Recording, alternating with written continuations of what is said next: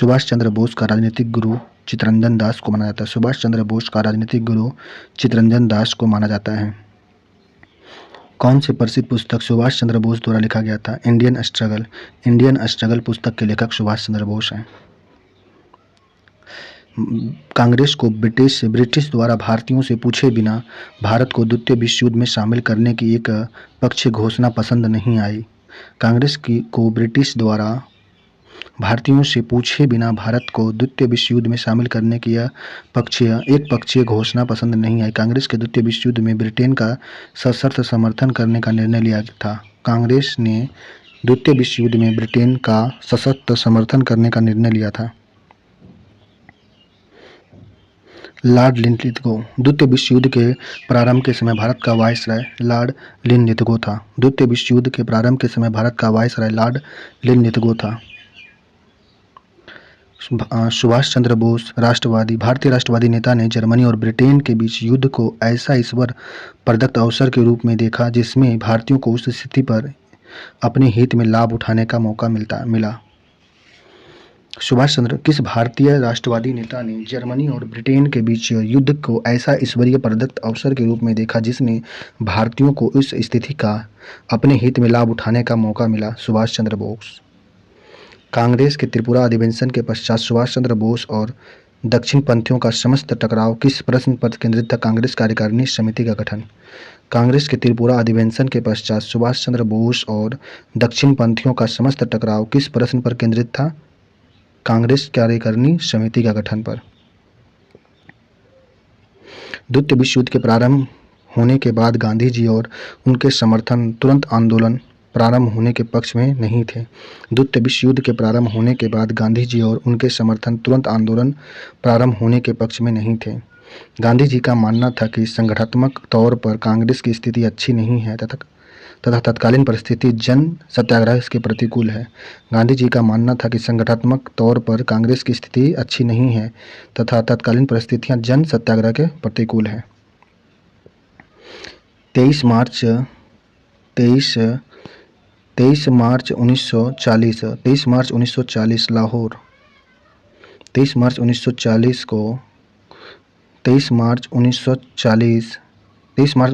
को मुस्लिम लीग का वार्षिक अधिवेशन हुआ। इस अधिवेशन में लाहौर में पाकिस्तान प्रस्ताव पारित किया गया था। 23 मार्च 1940 को मुस्लिम लीग का वार्षिक अधिवेशन हुआ। इस अधिवेशन में लाहौर में पाकिस्तान प्रस्ताव को पारित किया गया था। निम्नलिखित घटना पर कालक्रम में संयोजित करना है। सबसे पहले क्या हुआ? सबसे पहले जर्मनी के द्वारा रूस पर हमला और रूस का युद्ध में कूदना। जर्मनी के द्वारा रूस पर हमला हुआ और रूस युद्ध में कूद गया, पहला घटना यह हुआ। उसके बाद जापान के द्वारा पर्ल हार्बर पर बम गिराया गया, हमला किया गया। जापान के द्वारा पर्ल हार्बर पर हमला हुआ। उसके बाद जापान के द्वारा दक्षिण पूर्व एशिया में रंगून पर कब्जा कर लिया गया था। ये विश्व युद्ध के बारे में जानकारी है। जर्मनी के द्वारा रूस पर हमला और रूस का युद्ध में कूदना, जापान के द्वारा पर्ल हार्बर पर हमला, जापान के द्वारा दक्षिण पूर्वी एशिया में रंगून पर कब्जा किया गया था। द्वितीय विश्व युद्ध और ब्रिटिश पदाधिकारी के सूची को मिलान करना है। एमरी क्या था? एमरी था विदेश मंत्री। द्वितीय विश्व युद्ध में एमरी विदेश मंत्री। विंस्टन चर्चिल क्या था? प्रधानमंत्री। विंस्टन चर्चिल ब्रिटेन का प्रधानमंत्री था। बेवेल था कमांडर इन चीफ। ब्रिटिश प्राधिकारी में बेवेल कमांडर इन चीफ था। लिनलिथगो था वायसराय। ब्रिटिश का लिनलिथगो क्या था? द्वितीय विश्व युद्ध के समय लिनलिथगो था वायसराय। द्वितीय विश्व युद्ध के समय स्टैफोर्ड क्रिप्स क्या था? संसद सदस्य तथा मजदूर नेता था। स्टैफोर्ड क्रिप्स था। द्वितीय विश्व युद्ध के समय एमरी था विदेश मंत्री। द्वितीय विश्व युद्ध के समय विंस्टन चर्चिल था ब्रिटेन का प्रधानमंत्री। द्वितीय विश्व युद्ध के समय बेवेल था कमांडर इन चीफ ब्रिटेन का। द्वितीय विश्व युद्ध के समय लिनलिथगो था वायसराय ब्रिटेन का। द्वितीय विश्व युद्ध के समय स्टैफोर्ड क्रिप्स था संसद सदस्य तथा मजदूर नेता था। किस भारतीय नेता ने क्रिप्स मिशन के प्रस्ताव पर टिप्पणी करते हुए कहा कि यह आगे की तारीख का चेक था जिनका बैंक नष्ट होने वाला है? महात्मा गांधी। महात्मा गांधी ने क्रिप्स मिशन के प्रस्ताव पर टिप्पणी करते हुए कहा कि यह आगे की तारीख का चेक था जिसका बैंक नष्ट होने वाला था। महात्मा गांधी। कांग्रेस कार्यकारिणी समिति ने कब और कहां भारत छोड़ो आंदोलन को प्रस्ताव को स्वीकृत कर दी थी? जुलाई 1942 वर्धा में। कांग्रेस की कार्यकारिणी समिति ने जुलाई 1942 वर्धा में भारत छोड़ो आंदोलन के प्रस्ताव को अपना स्वीकृति दिया था, अपना स्वीकृति मिला था इसको। 3 अखिल भारतीय कांग्रेस की कमेटी को मुंबई की बैठक में अगस्त 1942 भारत छोड़ो प्रस्ताव का अनुमोदन किया गया था। अखिल भारतीय कांग्रेस कमेटी की मुंबई की बैठक में अगस्त 1942 भारत छोड़ो प्रस्ताव को अनुमोदित किया गया था। मुंबई के ग्वालियर टैंक में 8 अगस्त 1942 को आयोजित बैठक में भारत छोड़ो प्रस्ताव पारित किया गया था। मुंबई के ग्वालियर टैंक में 8 अगस्त 1942 को आयोजित बैठक में भारत छोड़ो प्रस्ताव पारित किया गया था। ग्वालियर टैंक में 8 अगस्त 1942 को आयोजन पास किया गया था। पाकिस्तान दिवस कब मनाया गया था? 23 मार्च 1943 को पाकिस्तान दिवस मनाया गया था। पाकिस्तान दिवस 23 मार्च 1943 को मनाया गया था। सन 1942 में इंडियन इंडिपेंडेंट लीग के स्थापना किसके द्वारा किया गया था? रास बिहारी बोस द्वारा टोक्यो जापान में किया गया था। 1942 में इंडियन इंडिपेंडेंट लीग की स्थापना रास बिहारी बोस के द्वारा टोक्यो जापान में किया गया था। सबसे पहले कौन सी घटना हुई थी? सबसे पहले घटना कालक्रम को मिलाना है, जिसमें पहला हुआ था घटना ये सरकारी दमन के विरोध में गांधी जी का उपवास 21 दिन का था। सरकारी दमन के विरोध में गांधी जी का उपवास 21 दिन का रहा। उसके बाद हुआ था पाकिस्तान दिवस मनाया था 1943 में। पाकिस्तान 1943 में अपना दिवस मनाया। उसके बाद हुआ था राजगोपालाचारी फार्मूला 1944 में। राजगोपालाचारी 1944 में। बेबल योजना 1944 में। बेबल योजना 1944 में। शिमला समझौता 1945 में। सरकारी दमन के विरोध में गांधी जी का उपवास 21 दिन का था। पाकिस्तान दिवस 1943 में। राजगोपालाचारी फार्मूला 1944, बेबल योजना 1944, शिमला समझौता 1945 में। भारत छोड़ो आंदोलन की एक महत्वपूर्ण विशेषता देश के कई स्थानों में समांतर सरकार की स्थापना की गई थी। निम्नलिखित में से कौन सा स्थान पर समांतर सरकार की स्थापना नहीं की गई थी? बालासोर में नहीं हुआ था, लेकिन तालमुक, सतारा, बलिया में भारत छोड़ो आंदोलन के दौरान विशेषता देश के कई स्थानों में समांतर सरकार की स्थापना की गई थी। तामलुक, सतारा और बलिया में हुआ था। 1942 के भारत छोड़ो आंदोलन के दौरान किस स्थान पर स्थापित समांतर सरकार सबसे लंबे समय तक चली थी? सतारा में। 1942 के भारत छोड़ो आंदोलन के दौरान सतारा में सबसे लंबे समय तक शासन सरकार चली थी, समांतर सरकार चली थी। कौन सा कथन सत्य है? पहला, भारत छोड़ो आंदोलन के दौरान उषा मेहता ने बम्बई में भूमिगत रेडियो स्टेशन की स्थापना किया था। भारत छोड़ो आंदोलन के दौरान उषा मेहता ने बम्बई में भूमिगत रेडियो स्टेशन की स्थापना किया। उसके बाद बलिया में अगस्त 1942 में चित्तू पांडे के नेतृत्व में समांतर सरकार की स्थापना हुआ था। बलिया में 1942 में चित्तू पांडे के नेतृत्व में समांतर सरकार की स्थापना किया गया था। हिंदू सभा ने 1942 में भारत छोड़ो आंदोलन का बहिष्कार किया था। हिंदू सभा ने 1942 में भारत छोड़ो आंदोलन का बहिष्कार किया था। सुभाष चंद्र बोस द्वारा फ्रीडम आर्मी का गठन कहाँ किया गया था? जर्मनी में। सुभाष चंद्र बोस द्वारा फ्रीडम आर्मी का गठन जर्मनी में किया गया था। जर्मनी में। टोक्यो सुभाष चंद्र बोस द्वारा प्रयुक्त 6 नाम जिसमें से उस स्थान सम्मिलित करें जिस स्थान पर वे पहुंचे थे। टोक्यो पहुंचे थे आबिद हुसैन। टोक्यो में आबिद हुसैन के सहयोग से पहुंचे थे। जर्मनी ऑरलैंडो मेजोटो से। सुभाष चंद्र बोस द्वारा प्रयुक्त 6 नाम जिसमें वे उस स्थान पर पहुंचे थे। अच्छा, टोक्यो में उनका नाम था आबिद हुसैन। जर्मनी में ऑरलैंडो मेजोटो। पेशावर में जियाउद्दीन के नाम से पहुंचे। टोक्यो में आबिद हुसैन के नाम से। जर्मनी में ऑरलैंडो मेजोटो के नाम से पहुंचे। सुभाष चंद्र बोस को नज़रबंदी से भागकर जनवरी 1941 में किस व्यक्ति ने पेशावर पहुंचने में मदद किया था? भगत राम ने। सुभाष चंद्र बोस को नज़रबंदी से भगाकर जनवरी 1941 में किस व्यक्ति ने पेशावर पहुंचने में मदद किया था? भगत राम ने। जून 1945 ईस्वी में ब्रिटिश सरकार ने सभी क्रांतिकारी नेताओं को जेल में से रिहा कर दिया था। जून 1945 में ब्रिटिश सरकार ने सभी कांग्रेसी नेताओं को जेल से रिहा कर दिया था। यूरोप में द्वितीय विश्व युद्ध समाप्ति की अवस्था में पहुंच चुका था, किंतु भारत पर जापान के आक्रमण का भय अभी भी बना हुआ था। द्वितीय विश्व युद्ध समाप्ति की अवस्था में पहुंच चुका था, लेकिन भारत पर जापान का आक्रमण का भय बना हुआ था। देसाई लियाकत समझौता प्रस्ताव के समकथन पर विचार करना दिया। देसाई लियाकत समझौता में 1, 2, 4 1 नंबर में यह समझौता प्रस्ताव कांग्रेस और मुस्लिम लीग के बीच संवैधानिक गतिरोध को दूर करने के लिए लिया गया था। देसाई लियाकत समझौता में कांग्रेस और मुस्लिम लीग के बीच संवैधानिक गतिरोध को दूर करने के लिए लिया गया था। यह समझौता प्रस्ताव राजगोपालाचारी फार्मूला 1944 के बाद लिया गया था।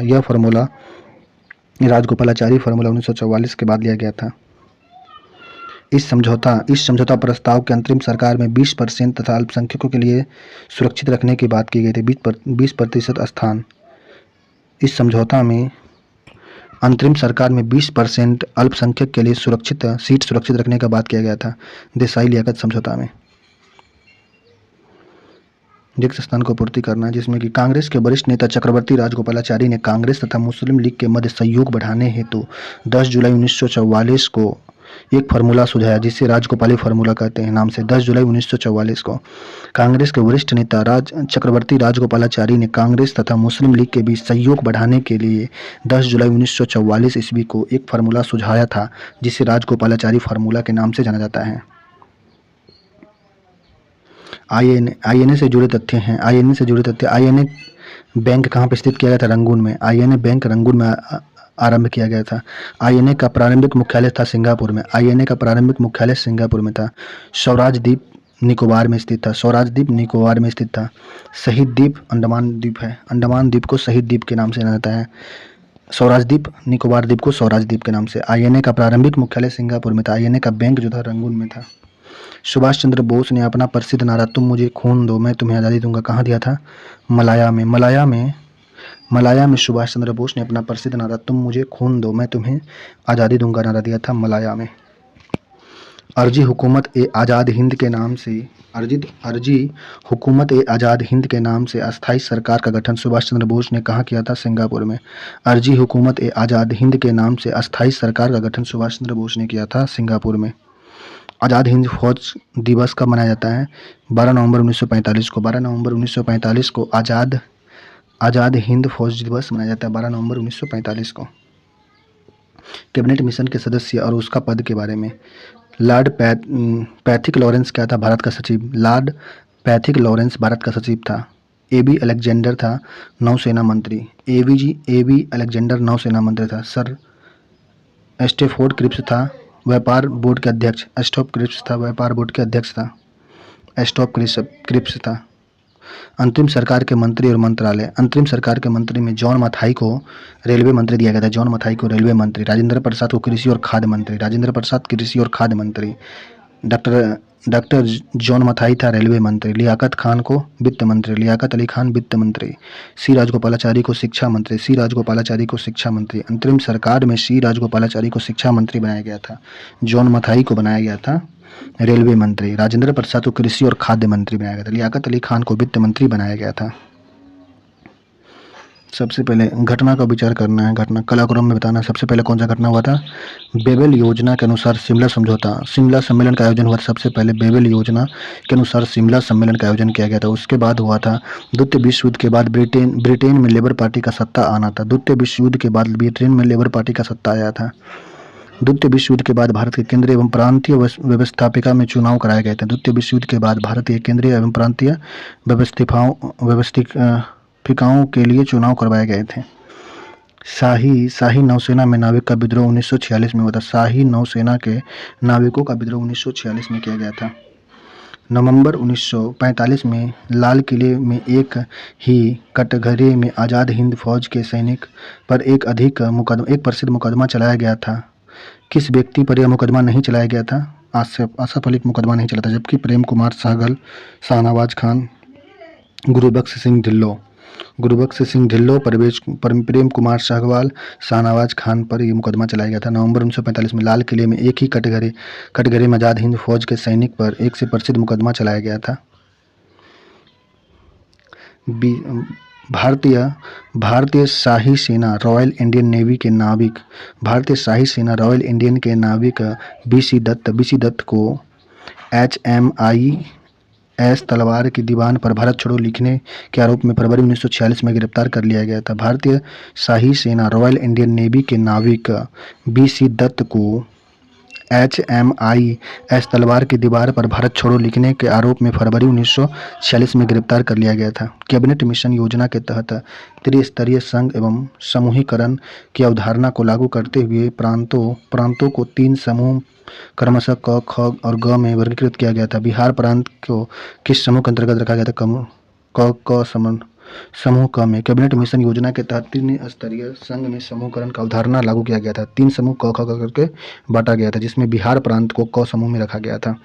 कैबिनेट मिशन योजना के प्रस्ताव के तहत प्रांतों का समूहीकरण कुल 3 समूह क, ख, ग किया गया, जिस तीनों समूह में कुल कितने प्रांत शामिल थे? 11 प्रांत शामिल थे। कैबिनेट मिशन योजना के प्रस्ताव के तहत प्रांतों का समूहीकरण कुल 3 समूह में किया गया था। इन तीनों समूहों में कुल कितने प्रांत शामिल थे? 11 प्रांत शामिल थे। कैबिनेट मिशन योजना के तहत भारतीय संविधान सभा में कुल 385 प्रतिनिधि का चयन किया गया था। इनमें से कुल कितने प्रतिनिधि का चुनाव देशी रियासत से किया गया था? 93। कैबिनेट मिशन योजना के तहत भारतीय संविधान सभा में कुल 385 प्रतिनिधि का चयन किया गया था, जिसमें से कुल कितने प्रतिनिधि का चयन देशी रियासत से हुआ था? देशी रियासत से 93 प्रतिनिधि चुने गए थे। निम्नलिखित कथन में कैबिनेट मिशन योजना का शामिल नहीं था। कौन शामिल नहीं था इसमें? पाकिस्तान के मांग को स्वीकार किया गया, यह नहीं शामिल था। दूसरा, अवशिष्ट शक्तियां प्रांत में निहित अवशिष्ट शक्तियां संघ में निहित किया जाना, यह नहीं था, जबकि प्रांत में किया गया था। इसको भारत को एक संघ बनाने का कल्पना किया गया था। कैबिनेट मिशन योजना में भारत को एक संघ बनाने की परिकल्पना हुई थी। संविधान निर्माण हेतु ढांचागत रूपरेखा की परिकल्पना किया गया था।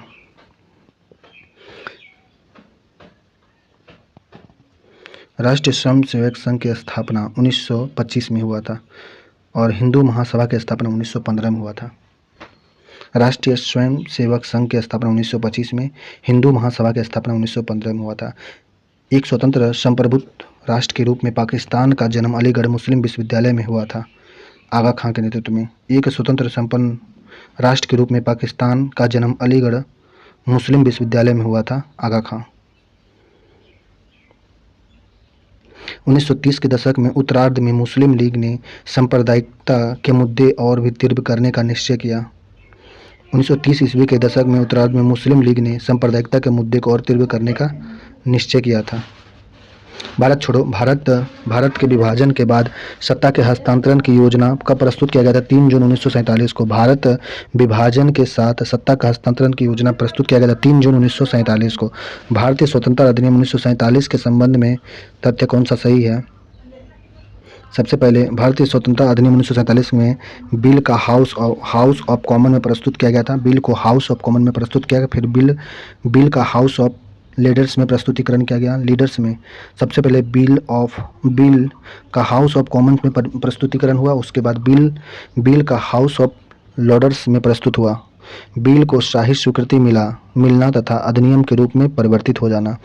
भारत स्वतंत्रता अधिनियम 1947 के बारे में विचार करना है। पहले बिल का हाउस ऑफ कॉमन में प्रस्तुतिकरण किया गया, उसके बाद बिल का हाउस ऑफ लॉर्ड्स में प्रस्तुतिकरण हुआ, उसके बाद बिल का शाही स्वीकृति मिलना तथा अधिनियम के रूप में परिवर्तित हो जाना। कथन के बारे में पता करना। लाहौर अधिवेशन 1929 में भावना के विपरीत कांग्रेस ने माउंटबेटन योजना के तहत डोमिनियन स्टेट का दर्जा स्वीकार किया था। लाहौर अधिवेशन 1929 में की भावना के विपरीत कांग्रेस ने माउंटबेटन योजना के तहत डोमिनियन स्टेट का दर्जा स्वीकार किया था। देश की तत्कालीन परिस्थिति को नियंत्रित करने के लिए आवश्यक था कि कांग्रेस जल्द से जल्द शासन की शक्ति प्राप्त करे। महात्मा गांधी को वन मैन बाउंड्री फोर्स की तुलना किसने किया था? लॉर्ड माउंटबेटन ने। महात्मा गांधी को वन मैन बाउंड्री फोर्स की तुलना किसने किया था? लॉर्ड माउंटबेटन ने। 1945 में उदयपुर में सन 1947 का ग्वालियर में अखिल भारतीय राष्ट्रीय जन सम्मेलन का आयोजन किया गया, जिसकी अध्यक्षता जवाहरलाल नेहरू ने किया था। जवाहरलाल नेहरू ने 1945 में उदयपुर में, 1947 में ग्वालियर में अखिल भारतीय सम्मेलन का आयोजन किया। इसकी अध्यक्षता जवाहरलाल नेहरू ने किया। माउंटबेटन योजना जून 1947 के तहत क्षेत्र युग्मकों की पहचान कीजिए तथा जनमत संग्रह द्वारा इस बात का पता लगाए जाने की व्यवस्था का भी भारत संघ में शामिल होना चाहते थे या पाकिस्तान संघ में। उत्तर पश्चिम सीमांत प्रांत और असम का सिलहट जिला भारत में होना चाहते थे या पाकिस्तान में शामिल होना चाहते थे। किस चार्टर के तहत पहली बार ईस्ट इंडिया कंपनी के तीनों प्रेसिडेंसी कलकत्ता, मुंबई और मद्रास के गवर्नर और परिषद के विरोधी शक्तियां प्रदान की गई थी? 1726 ईस्वी के चार्टर से। किस चार्टर के द्वारा पहली बार ईस्ट इंडिया कंपनी को तीनों प्रेसिडेंसी कलकत्ता, मुंबई एवं मद्रास के गवर्नरों को परिषद की विधायी शक्ति प्रदान किया गया था? 1726 ईस्वी के चार्टर अधिनियम से।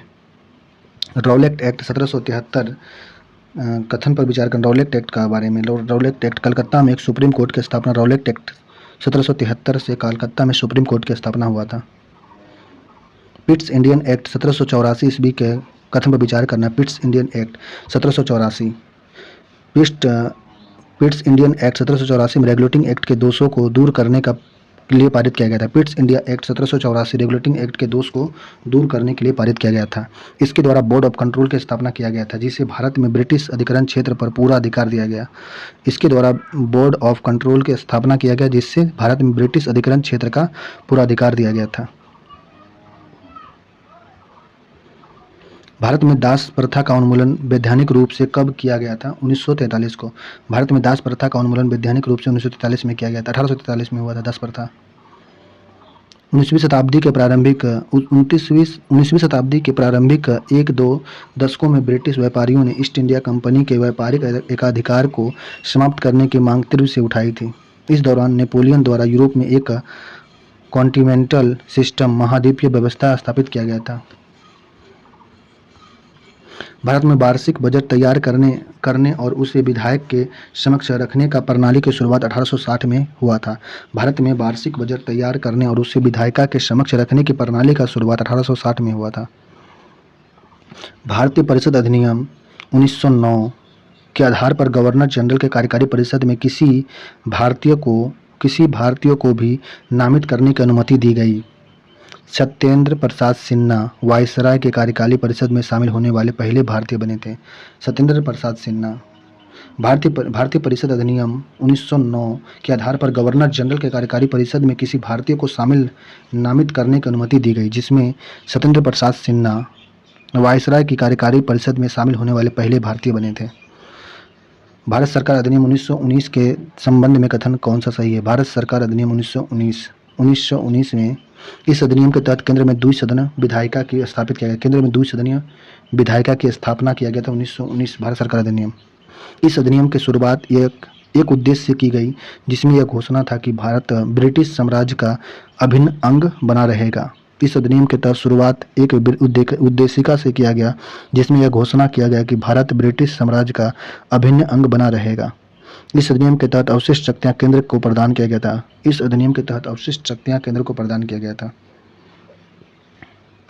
1919 ईस्वी का भारत सरकार अधिनियम 1935 ईस्वी के भारत सरकार अधिनियम के आधार पर बना था।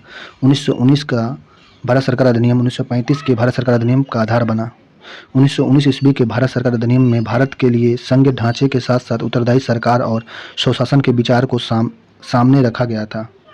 1919 ईस्वी के भारत सरकार अधिनियम में भारत के लिए एक संघीय ढांचा के साथ साथ उत्तरदायी सरकार और स्वशासन के विचार को सामने रखा गया था। 1920 ईस्वी के भारत सरकार अधिनियम 1919 के भारत सरकार अधिनियम की समीक्षा के लिए 8 नवंबर 1927 को इंडियन स्टैट्यूटरी कमीशन का नियुक्ति किया गया था। इस कमीशन समर्पित करना था। निम्नलिखित में से किस अधिनियम के द्वारा ईस्ट इंडिया कंपनी के व्यापारिक एकाधिकार को पूर्णतः समाप्त कर दिया गया था? चार्टर अधिनियम 1833। चार्टर अधिनियम 1833 के तहत ईस्ट इंडिया कंपनी के व्यापारिक एकाधिकार को पूर्णतः समाप्त कर दिया गया था। चार्टर अधिनियम 1833 के तहत ईस्ट इंडिया कंपनी के व्यापारिक एकाधिकार को पूर्णतः समाप्त कर दिया गया था। भारतीय राष्ट्रीय कांग्रेस ने वर्ष 1918 के अधिवेशन में भारतीय ने महिलाओं के मताधिकार के लिए प्रस्ताव प्रस्तुत किया था? सरला देवी चौधरानी ने। सरला देवी चौधरानी ने भारतीय राष्ट्रीय कांग्रेस के वर्ष 1918 के अधिवेशन में भारतीय महिला सरला देवी चौधरानी ने महिला के मताधिकार के लिए प्रस्ताव प्रस्तुत किया था। भारत की पहली महिला विधायक कौन? डॉक्टर एस मधुलक्ष्मी रेड्डी थी। भारत की पहली महिला विधायक कौन थी? Doctor S Madhulakshmi Reddy. भारत सरकार अधिनियम 1935 का लंबा दस्तावेज है। इसमें 321 अनुच्छेद और 10 अनुसूची थी। भारत सरकार अधिनियम 335 एक लंबा दस्तावेज था जिसमें 321 अनुच्छेद और 10 अनुसूचियां थीं। 1935 के अधिनियम के बाद देश के अनेक घटनाक्रम में तेजी से घटित हुआ, जिसमें कुछ प्रमुख था। CR फॉर्मूला 1944 आया, कैबिनेट मिशन 1946, बेबल योजना 47, क्रिप्स प्रस्ताव 1942, अगस्त प्रस्ताव 1940 में। 1935 अधिनियम के बाद देश में अनेक घटनाक्रम तेजी से घटित हुआ, जिसमें से कुछ निम्न है, जैसे CR फॉर्मूला 1944 में, कैबिनेट मिशन 1946, बेबल योजना 1947, अगस्त प्रस्ताव 1940, क्रिप्स प्रस्ताव 1942। एंड्रयू फेजर की अध्यक्षता में गठित आयोग 1902-3 का संबंध किस क्षेत्र से है? विश्वविद्यालय के कार्यप्रणाली से में सुधार। एंड्रयू फेजर की अध्यक्षता में गठित आयोग 1902-3 का संबंध विश्वविद्यालय की पुलिस सुधार से था। एंड्रयू फेजर की अध्यक्षता में गठित आयोग 1902-3 का संबंध पुलिस सुधार से था। श्रमिकों की दशा में सुधार एवं कार्य की दशाओं की जांच के लिए सन 1875 में एक आयोग गठित किया गया था। श्रमिक की दशाओं में सुधार एवं कार्य की दशा की जांच के लिए सन 1875 में एक आयोग गठित किया गया था। 1881 में भारत में प्रथम कारखाना अधिनियम बनाया गया था। 1881 में भारत में प्रथम कारखाना अधिनियम बना था।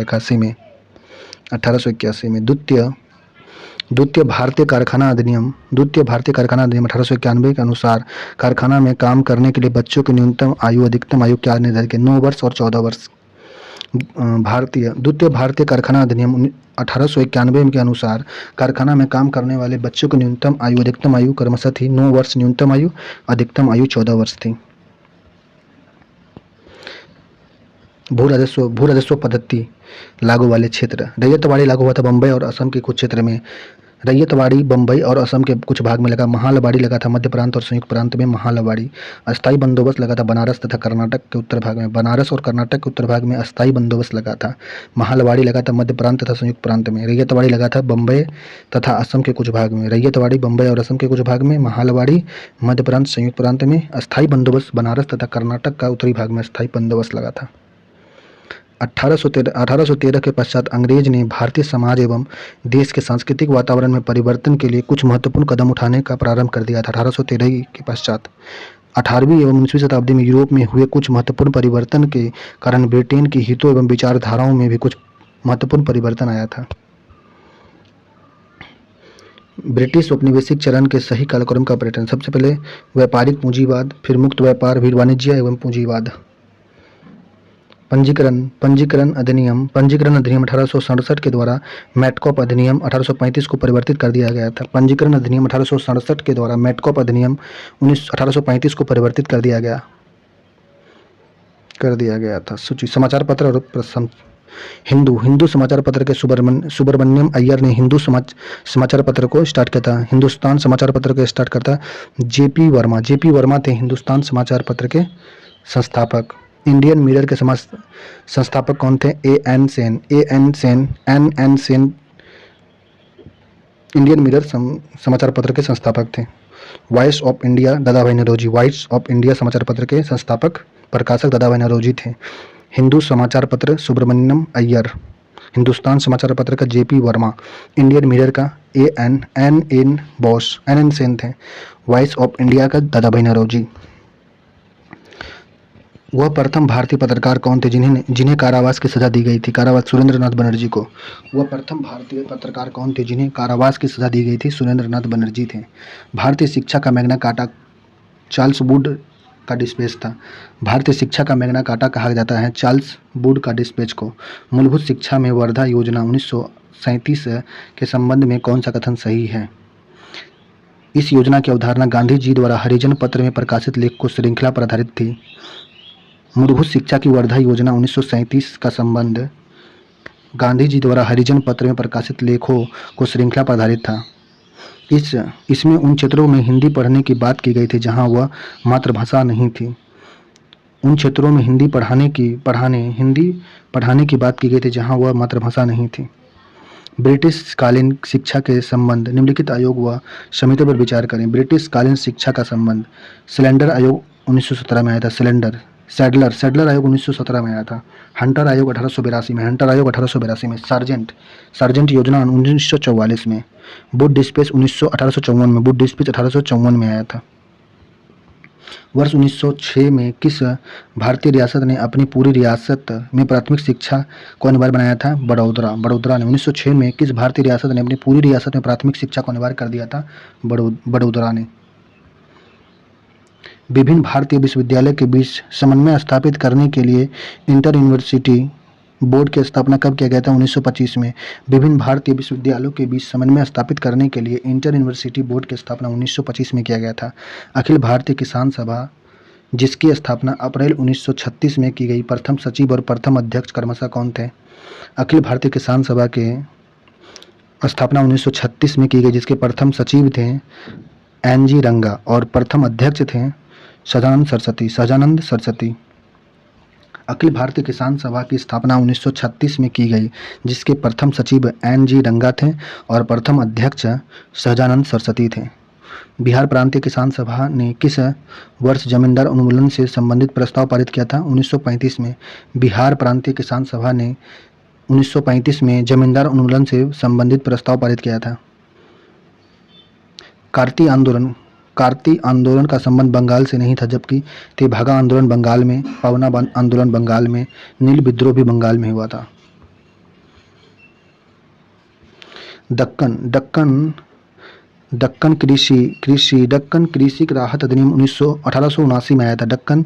दक्कन कृषि राहत अधिनियम 1879 में आया था। बंगाल काश्तकारी अधिनियम 1885 में। मालाबार टेनेंसी एक्ट 1929 को। मालाबार टेनेंसी एक्ट 1929 में।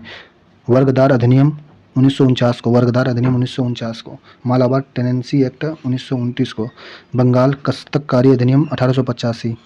दक्कन कृषक राहत अधिनियम 1879। केरल के मालाबार तट पर अगस्त 1921 में स्थानीय मोपला किसान ने जबरदस्त विद्रोह किया था। केरल के मालाबार तट पर अगस्त 1921 में स्थानीय मोपला किसानों ने जबरदस्त विद्रोह किया। वर्ष 1921 के अंत में उत्तर प्रदेश के किसान संगठित होकर आंदोलन पर उतर आए और उन्होंने एका आंदोलन चलाया था। वर्ष 1921 के अंत में उत्तर प्रदेश के किसान संगठित होकर आंदोलन पर उतर आए और एका आंदोलन चलाए थे। उत्तर प्रदेश में एका आंदोलन 21 में और केरल में 1921 में मोपला विद्रोह किसानों द्वारा चलाया गया था। भारतीय कृषक संस्थान की स्थापना किसके द्वारा और कहाँ की गई थी? एन.जी. रंगा द्वारा आंध्र प्रदेश में। भारतीय कृषक संस्थान की स्थापना एन.जी. रंगा के द्वारा आंध्र प्रदेश में किया गया था। किन्हें भारत में ट्रेड यूनियन आंदोलन का जनक कहा जाता है? नारायण मेघाजी लोखंडे को। भारत में ट्रेड यूनियन आंदोलन का जनक नारायण मेघाजी लोखंडे को कहा जाता है। भारत में ट्रेड यूनियन आंदोलन का जनक नारायण मेघाजी लोखंडे को कहा जाता है। भारत में आधुनिक पद्धति पर आधारित पहला प्रमुख ट्रेड यूनियन कौन था? Madras labour union. भारत में आधुनिक पद्धति पर आधारित पहला प्रमुख ट्रेड यूनियन था मद्रास लेबर यूनियन। साम्राज्यवाद और साम्यवाद पूंजीवाद को जुड़वा संतान है, किसका कथन है? लाला लाजपत राय का। लाला लाजपत राय का कथन है साम्राज्यवाद एवं सैन्यवाद पूंजीवाद के जुड़वा संतान है। कानून की घटना संबंधित वर्ष है, जैसे ट्रेड डिस्प्यूट एक्ट आया था। ट्रेड डिस्प्यूट एक्ट आया था 1929 में। 1929 में ट्रेड डिस्प्यूट एक्ट आया था। ट्रेड यूनियन अधिनियम बना था 1926 में। ट्रेड यूनियन अधिनियम 1926 में बना था। अहमदाबाद टेक्सटाइल लेबर एसोसिएशन की स्थापना 1918 में। अहमदाबाद टेक्सटाइल लेबर एसोसिएशन की स्थापना 1918 में हुआ था। भारतीय राष्ट्रीय कांग्रेस का गया अधिवेशन 1922 में हुआ था। ट्रेड डिस्प्यूट एक्ट 1929 में। ट्रेड यूनियन अधिनियम 1926 में। अहमदाबाद टेक्सटाइल लेबर एसोसिएशन की स्थापना 1918 में। भारतीय राष्ट्रीय कांग्रेस का गया अधिवेशन 1922 में। 1929 में गठित राजकीय श्रम आयोग रॉयल कमीशन ऑफ लेबर की अध्यक्षता J.H. व्हाइटली ने किया था। 1929 ईस्वी में राज्य श्रम आयोग रॉयल कमीशन ऑफ लेबर की अध्यक्षता J.H. व्हाइटली ने किया था। दिल्ली पैक्ट पर हस्ताक्षर कब और किसके बीच हुआ था? दिल्ली पैक्ट 8 अप्रैल 1950 को नेहरू और लियाकत अली के बीच हुआ था। दिल्ली पैक्ट 8 अप्रैल 1950 को नेहरू और लियाकत अली के बीच हुआ था दिल्ली पैक्ट। बिरला 30 जनवरी 1948 को बिरला भवन नई दिल्ली में नाथूराम गोडसे ने महात्मा गांधी की हत्या किया था। 30 जनवरी 1948 को बिरला भवन नई दिल्ली में नाथूराम गोडसे ने महात्मा गांधी की हत्या कर दी। बिरला भवन नई दिल्ली 30 जनवरी 1948 को नाथूराम गोडसे ने महात्मा गांधी की हत्या बिरला भवन में। बटलर समिति 1927 से संबंध किस क्षेत्र से था? देशी रियासत के साथ संबंध का परीक्षण। बटलर समिति 1927 का संबंध देशी रियासतों के साथ संबंधों का परीक्षण से संबंधित था। एक समान संघ की नीति 1935 से 47 तक चला था। अधीनस्थ पार्थक्य की नीति चला था 1913 से 1957 तक। घेरों की नीति 1765 से 1813 तक। अधीनस्थ संघ की नीति 1857 से 1935 तक चला था। ईस्ट इंडिया कंपनी ब्रिटिश सरकार के भारतीय रियासत के प्रति नीति कार्यविधि। ईस्ट इंडिया कंपनी ब्रिटिश सरकार की भारतीय रियासत के प्रति नीति जो था, एक समान संघ की नीति जो चला था ईस्ट इंडिया कंपनी का ब्रिटिश सरकार का जो भारतीय रियासत के प्रति जो नीति चला, एक समान का नीति जो था, ये था 1935 से 1947 तक चला। ईस्ट इंडिया कंपनी ब्रिटिश सरकार का भारतीय रियासत के प्रति नीति अधीनस्थ पार्थक्य नीति जो चला, यह चला था 1813 से 1857 के बीच चला था। घेरों की नीति जो चला था ब्रिटिश ईस्ट इंडिया कंपनी का भारत के प्रति 1765 से 1813 के बीच चला था। ईस्ट इंडिया कंपनी ब्रिटिश सरकार का भारतीय रियासत के प्रति अधीनस्थ संघ की नीति जो चला 1857 से 1935 तक चला था। भारतीय संविधान सभा के संवैधानिक सलाहकार बनेगल नरसिम्हा राव थे। भारतीय संविधान सभा के संवैधानिक सलाहकार कौन थे? बनेगल नरसिम्हा राव भारतीय संविधान सभा के संवैधानिक सलाहकार थे, बनेगल नरसिम्हा राव। बर्मा वर्तमान म्यांमार का विलय ब्रिटिश साम्राज्य के अंतर्गत कब किया गया था? 1885 में। 1885 में बर्मा को ब्रिटिश साम्राज्य के अंतर्गत विलय किया गया था। 1885 में बर्मा। निम्नलिखित घटना पर विचार करना है। भारत चीन युद्ध हुआ था। चीन द्वारा भारत पर आक्रमण 1962 में। बेलग्रेड में गुटनिरपेक्ष देशों का प्रथम सम्मेलन 1961 में। बेलग्रेड में गुटनिरपेक्ष देशों का सम्मेलन 1961 में। बांगडू सम्मेलन कोराइयाल युद्ध हुआ था। गुटनिरपेक्ष देशों का पहला सम्मेलन बेलग्रेड यूगोस्लाविया में आयोजित किया गया था। इस सम्मेलन के सदस्य और तौर पर कुल कितने देशों ने भाग लिया था? 26 देश ने।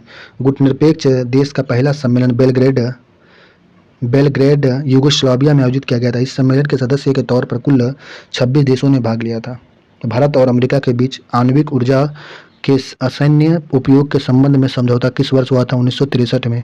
भारत और अमेरिका के बीच आणविक ऊर्जा के असैन्य उपयोग के संबंध में समझौता 1963 में किया गया था। भारत के प्रथम आम चुनाव अक्टूबर 1951 से लेकर फरवरी 1952 के बीच आयोजित किया गया। इस चुनाव में कुल 53 राजनीतिक दल ने भाग लिया था, जिसमें से कितने राष्ट्रीय दल थे? 14 राष्ट्रीय दल थे। भारत के प्रथम आम चुनाव अक्टूबर 1951 से लेकर फरवरी 1952 के बीच आयोजित किया गया। इस चुनाव में कुल 53 राजनीतिक दल ने भाग लिया। इसमें से कितने राष्ट्रीय दल थे? 14 राष्ट्रीय दल थे।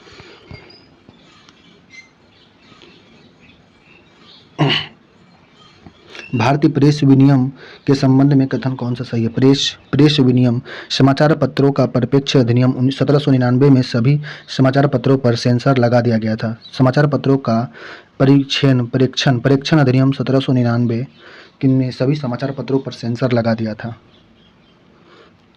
अनुज्ञप्ति अधिनियम 1857 द्वारा सरकार ने बिना अनुज्ञा के मुद्रालय रखना और उसका प्रयोग करना अवैध घोषित कर दिया था। अनुज्ञप्ति अधिनियम 1857 के द्वारा सरकार ने बिना अनुज्ञप्ति के मुद्रालय रखना और उसका उपयोग करना अवैध घोषित कर दिया था। इंडियन नेशनल आर्मी ने स्त्री सैनिकों का भी एक दल डॉक्टर कैप्टन लक्ष्मी सहगल के नेतृत्व में गठित किया। इस दल को क्या नाम दिया गया था? Rani Jhansi regiment. Indian National Army ने स्त्री सैनिकों का भी एक दल डॉक्टर कैप्टन लक्ष्मी सहगल के नेतृत्व में गठित किया गया था। इस दल का नाम था रानी झांसी रेजिमेंट। वर्निकुलर पेस्ट एक्ट के संबंध में असत्य कथन का चयन करना है। असत्य कथन था इसमें, इसी 1882 के लॉर्ड रिपन द्वारा निश्चित किया गया था। सबसे पहले गणपति उत्सव का आरंभ 1893 में किया गया था। गणपति उत्सव का आरंभ 1893 में हुआ था। उसके बाद कपास पर उत्पाद शुल्क आरोपित किए जाने विरोध में महाराष्ट्र में विदेशी कपड़ा का बहिष्कार किया गया था। महाराष्ट्र में कर न आयदगी अभियान चलाया गया था। पूना में प्लेग से निपटने तो सरकारों का प्रयास का समर्थन किया गया था। शिवाजी महोत्सव, शिवाजी ये और आर दोनों सही है। बाल गंगाधर तिलक को देशद्रोह के आरोप में गिरफ्तार कर रंगनू भेज दिया गया था। शिवाजी महोत्सव के समय तिलक द्वारा एक भाषण में शिवाजी द्वारा अफजल खान की हत्या को सही ठहराने के आधार पर सरकार ने रैंड की हत्या के पश्चात तिलक को गिरफ्तार कर लिया था। शिवाजी महोत्सव के समय तिलक द्वारा एक भाषण में शिवाजी द्वारा अफजल खान की हत्या को सही ठहराने के आधार पर सरकार ने रैंड की हत्या के पश्चात तिलक को गिरफ्तार कर लिया था। भारतीय समाचार पत्र अधिनियम 1910 के संबंध में कथन पर विचार करना है। कौन सा कथन असत्य है? सरकार को इसके द्वारा लॉर्ड रिपन ने अधिनियम लाया था, गलत है। जबकि सरकार को अखबारों के पंजीकरण रद्द करने का अधिनियम भी दिया गया था। सरकार को अखबारों के पंजीकरण रद्द करने का अधिकार भी दिया गया था। आर्थिक बाधाओं द्वारा प्रेस की आज़ादी पर रोक लगाने का प्रयास किया गया था। आर्थिक बाधाओं द्वारा प्रेस की आज़ादी पर रोक लगाने का प्रयास किया गया था। वर्ष 1921 में किसकी अध्यक्षता में प्रेस समिति का गठन किया गया था? तेज बहादुर सप्रू। वर्ष 1921 में किसकी अध्यक्षता में प्रेस की समिति का गठन? तेज बहादुर सप्रू। 1791 में बनारस संस्कृत कॉलेज की स्थापना जोनाथन डंकन के द्वारा किया गया था। 1791 में बनारस संस्कृत कॉलेज की स्थापना जोनाथन डंकन के द्वारा किया गया था। आंग्ल प्राच्य विवाद किससे संबंधित था? आंग्ल प्राच्य विवाद शिक्षा प्रदान करने की भाषा से। आंग्ल प्राच्य विवाद शिक्षा प्रदान करने की भाषा से संबंधित है। मैकाले का स्मरण पत्र 1835 के संबंध में कथन पर विचार करना है। मैकाले का स्मरण पत्र में उसने अपने स्मरण पत्र में अंग्रेजी भाषा की शिक्षा की वकालत किया था। मैकाले ने वुड डिस्पेच की सिफारिश के संबंध में क्या गलत है? वुड डिस्पेच के बारे में सही क्या है? सरकार द्वारा जन साधारण की शिक्षा को उत्तरदायित्व तो स्वयं वहन करें। इसके उच्च शिक्षा के माध्यम अंग्रेजी तथा स्कूल स्तर की शिक्षा का माध्यम देसी भाषा को बनाने का सुझाव दिया गया था। इसने स्त्री शिक्षा तथा व्यावसायिक शिक्षा की आवश्यकता पर बल दिया था। ब्रिटिश संसद में रॉयल टाइल्स नामक अधिनियम कब पारित किया गया था? 1776 में। 1776 में ब्रिटिश संसद ने रॉयल टाइल्स नामक अधिनियम पारित किया था। स्वतंत्र भारत में प्रथम चुनाव के संबंध में कथन सही है। कुल लोकसभा में 489 सीटों के लिए चुनाव आयोजित हुआ था। चुनाव के पश्चात प्रथम लोकसभा के अध्यक्ष गणेश वासुदेव मावलंकर बने थे। स्वतंत्र भारत के प्रथम चुनाव में लोकसभा में कुल सीट 479 थी, जिसमें से चुनाव के पश्चात प्रथम लोकसभा के पहले अध्यक्ष गणेश वासुदेव मावलंकर बने थे। अखिल भारतीय किसान कांग्रेस सभा के संबंध में क्या कथन सही नहीं है? 1937 के प्रांतीय चुनाव हेतु जारी घोषणा पत्र किसान सभा पर गलत है, जबकि इस सभा की स्थापना 1936 में सही है, लखनऊ में हुआ था। अखिल भारतीय किसान सभा की स्थापना 1936 में लखनऊ में हुआ। इस सभा में कांग्रेस घोषणा पत्र जारी किया था। 1936 में अखिल भारतीय किसान सभा का सम्मेलन फैजपुर में आयोजित किया गया था। कैबिनेट मिशन योजना 2 सितंबर 1946 को गठित अंतरिम सरकार में कार्यकारी परिषद का उपाध्यक्ष किसे नियुक्त किया गया? जवाहरलाल नेहरू को। कैबिनेट मिशन योजना के अंतर्गत 2 सितंबर 1946 को गठित अंतरिम सरकार के कार्यकारी परिषद का उपाध्यक्ष चुना गया जवाहरलाल नेहरू को। कैबिनेट मिशन योजना के अंतर्गत 2 सितंबर 1946 को गठित अंतरिम सरकार के कार्यकारी परिषद का उपाध्यक्ष चुना गया था जवाहरलाल नेहरू। 1945-46 के प्रांतीय चुनाव के पश्चात किस प्रांत में खिजर खां के नेतृत्व में सरकार का गठन किया गया था? पंजाब में। 1945-46 के प्रांतीय चुनाव के पश्चात किस प्रांत में हयात खान के नेतृत्व में सरकार गठन किया गया था? पंजाब में। ईसाई धर्म प्रचारक को भारत में धर्म प्रचार करने की अनुमति पहली बार किस अधिनियम कानून के द्वारा प्रदान किया गया था? चार्टर अधिनियम 1813 के द्वारा।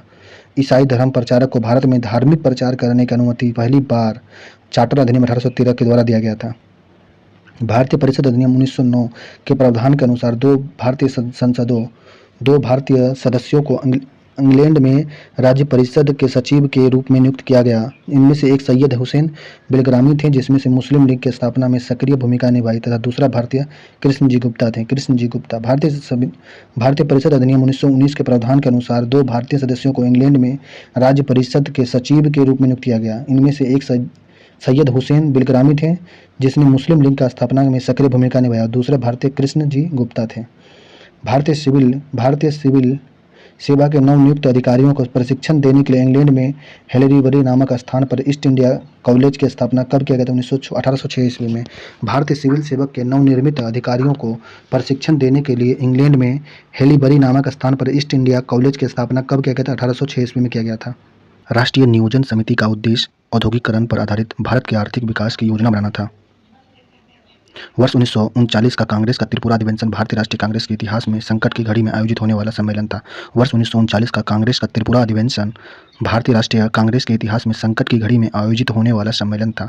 त्रिपुरा अधिवेशन 1939 ईस्वी के अध्यक्ष पद हेतु निर्वाचन में सुभाष चंद्र बोस ने पट्टाभी सीतारमैया को पराजित किया था। त्रिपुरा अधिवेशन 1939 के अध्यक्ष पद हेतु निर्वाचन में सुभाष चंद्र बोस ने पट्टाभी सीतारमैया को पराजित किया था। त्रिपुरा अधिवेशन के बाद कार्यकारिणी के गठन के प्रश्न को लेकर गांधी जी से हुए मतभेद के बाद सुभाष चंद्र बोस ने कांग्रेस के पद से त्यागपत्र दे दिया था। त्रिपुरा अधिवेशन के बाद कार्यकारिणी के गठन के प्रश्न को लेकर गांधी जी से हुए मतभेद के बाद सुभाष चंद्र बोस ने कांग्रेस के अध्यक्ष पद से त्यागपत्र दे दिया था।